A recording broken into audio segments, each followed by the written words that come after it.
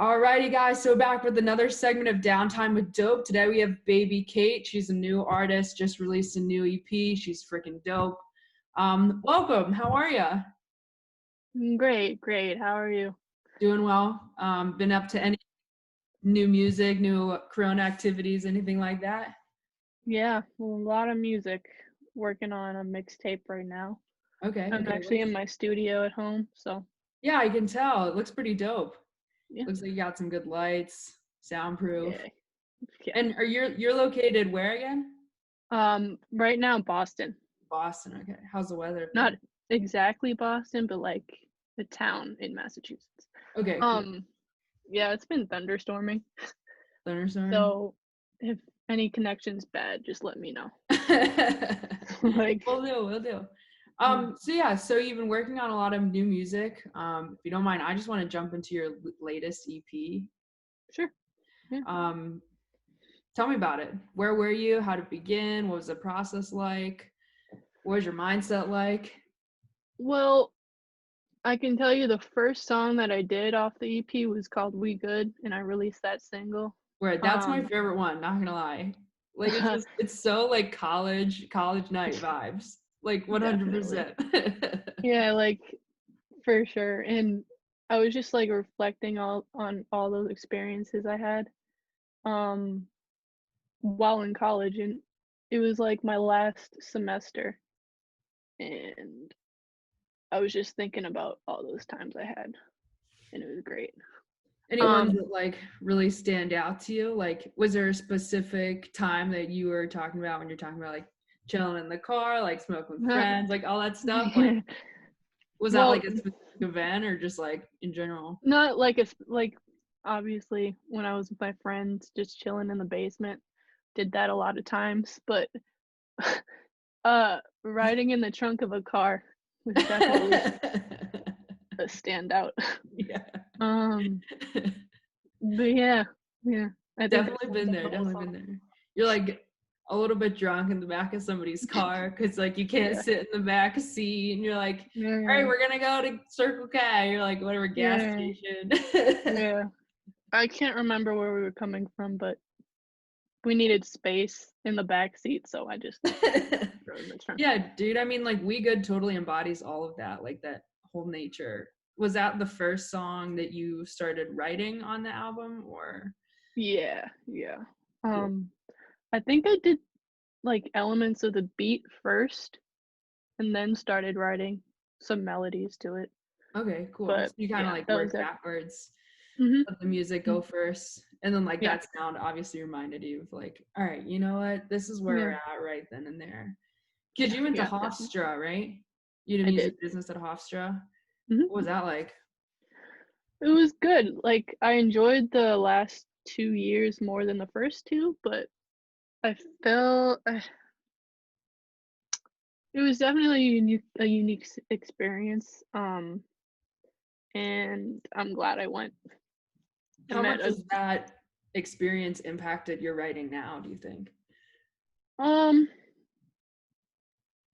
Music wise, not much, but like business mindset, definitely. Like just learning about like the whole business side of this industry is crazy. Yeah, dude, for real. That's awesome. Okay, so like you have a couple other tracks on the album too. How long did it take you to write the entire EP? Honestly, probably like a month altogether. Really? Yeah, like mixing and mastering included. Wow, that's pretty good. Yeah, but on like a lot of the thoughts that I had kind of were just lingering there. And then once I started You think they're like lingering for a while and that's why it's so easy to just get them out? Yeah, exactly. Okay. I think that's how a lot of my songwriting happens. Yeah, totally. And like, I mean, you and I are both pretty young too. It's so easy to like take some of those thoughts, you know, especially fresh out of college and everything, and just get it written down. You know, you do more music stuff than I do, so I'm sure it's a lot easier for you to just be like, this is how I'm feeling, this is how it's gonna sound, you know? Exactly. But you do a lot of like major themes too, right? Like I love how you're all about like feminism and like self-love and friendship. Want to tell me a little bit more about that and, you know, how that Yeah, is? I'm definitely not just writing about getting money Right. and just partying all the time, but usually when I write something, it's about something I've been feeling for a while. So like in my song Cry, I just got sick of people just telling me what to do, guys in particular. Like especially in this industry it can be hard. Right, But right. yeah. The people that I have around me now though have nothing but respect for me. I have nothing but respect for them. Yeah. So it's just like a couple people that just were like Dang. annoying me and stuff. So I just wrote that song. Yeah. Do you feel like after you wrote it and it was released and you listened to it and you felt good about it, like do you feel like that was therapy for you? Oh yeah, for sure. Really able to like close the door and move on. Yeah, exactly. And any song that I write, I just feel so much better after. Yeah. It's really therapeutic. Yeah. Dude, I mean, that's what I love. Like, I mean, not just you, but artists in general, is like, I can tell, even from now, from this conversation, like, you are a down to earth person and you are so genuine and so, like, unapologetically honest about your vulnerabilities. It's definitely something that, like, a lot of people can look up to you for. Yeah, thank you. I Yeah, you're appreciate that. welcome. You're welcome, of course. So, I'm just curious, when did all this music stuff start happening for you? Honestly, I've been around it all my life. When I was 4, I had like a toy drum set. I would like there's like a video of me like banging on them like for Christmas or something. And but all the production stuff started when I went to camp. It wasn't for music, but they had like a class with GarageBand, and I was like immediately hooked. Yeah, yeah. I only went one time, but like ever since then, I was all about this production stuff. And then Did it come super naturally for you? I think so. Like even amongst other campers, you're like, all right, you guys, I gotta know what I'm doing here. I don't know. I mean, it was like I was in middle school at the time, but yeah. then I started guitar around that time and piano. All self-taught? And in the beginning. And then piano mostly self-taught, but guitar I studied in college too, so. Dude, that's awesome. Which one's your favorite instrument to play? I know that's kind of a loaded question. It is. I like guitar though. I think that's what makes that different from the rest of the instruments that you play? Oh man. I don't know. I just like I honestly don't know. Just is it like a feeling for you or is it just like Yeah.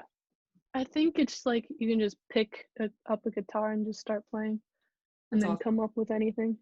And then yeah, that's true. I mean, not to mention it's like probably one of the most portable instruments. True. Yep. Definitely brought some when I went to college. So. Yeah, heck yeah. Were you always the one in your friend group who always had a guitar? You know, every friend has a different thing. Pretty much. Sometimes just would be annoying them, not playing well, but who cares? I just start playing. Yeah, dude, you seem super passionate about, you know, everything that you're doing. And you are like self-produced, self-written. You did everything on your EP, right? Yeah. All but mixing and mastering. I mean, I mixed it too, but like I send it off to an engineer to polish it up and stuff. Yeah, dude, that's incredible. That's so sick. Thanks. So how you said it was like a month process, right? So how long before that EP was released that you're working on it?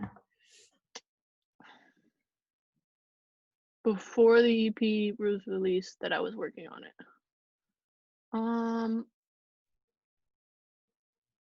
Honestly, I'm not sure. Let me think for a second. It's probably hard to like think back and be like backtrack in your head. yeah, because stuff just happens randomly, but before the EP was released that I was working on it. Like, or in other words, like, did you finish the EP, you know, and then you're like, all right, I can go like work on something else? Or is it like, I'm finished the EP, next thing, on to the next one? Okay. Yeah. So I guess the timeline for that took a month to make the EP and get that finished. And then right after that, honestly, probably the next day, Wow. I was working on something else. And then like there was like a month gap between I made it and then I released it. So what was that So like? I'm just here all the time, to be honest. Like I'm just always working on something. But like reaching out to different blogs and just doing all the promotional stuff too. Yeah. Mm-hmm. Thanks. You're doing like everything right now. That's so sick. You kind of have to, though. I don't think there's any excuse. No, not at all. Because everything's just like available to you now. Right. Like yeah. YouTube is there. Like it sounds like you have dreams. What are your dreams? Where would you like to be? Move out. Definitely, that's number one. Yeah, move out. Get on Billboard. Hell yeah. Get a number one on Billboard. Hell yeah. Grammy. Hell yeah. Yeah.